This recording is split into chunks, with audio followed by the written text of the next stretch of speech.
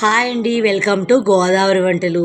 ఈరోజు మీకు చూపించే రెసిపీ బెండకాయ డీప్ ఫ్రై. ప్రతిసారిలా కాకుండా ఇది ఒక వెరైటీగా చేస్తున్నాను. ఎలా ఉందో చూడండి.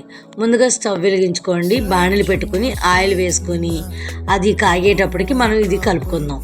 ముందుగా బెండకాయలు పావు కేజీ తీసుకుని చక్కగా బెండకాయలు పొడుగ్గా చీరుకొని వాటితో పాటే వేరుశనగుళ్ళు, కారం, సాల్టు, కార్న్ ఫ్లోర్, కరివేపాకు, కొత్తిమీర, అల్లం వెల్లుల్లి పేస్టు, ధనియాల పొడి, జీలకర్ర పొడి ఇవన్నీ వేసుకోవాలండి.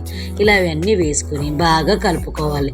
ఇలా బాగా కలుపుకున్న తర్వాత సరిపోకపోతే కాస్త వాటర్ కూడా పోసుకుని ఇంకా కొంచెం బాగా కలుపుకొని ఈ కాగే ఆయిల్లోనూ చక్కగా ఈ కలుపుకున్న మిశ్రమాన్ని వేసుకుందాం.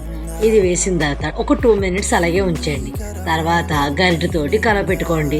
ఇలా కలపెట్టుకున్న తర్వాత ఇది బాగా క్రిస్పీగా వేగిన తర్వాత మనం ఒక ప్లేట్లోకి టిష్యూ పేపర్ వేసి అందులోకి తీసుకోవాలి. మనకి ఇప్పుడు బెండకాయ డీప్ ఫ్రై రెడీ అయింది.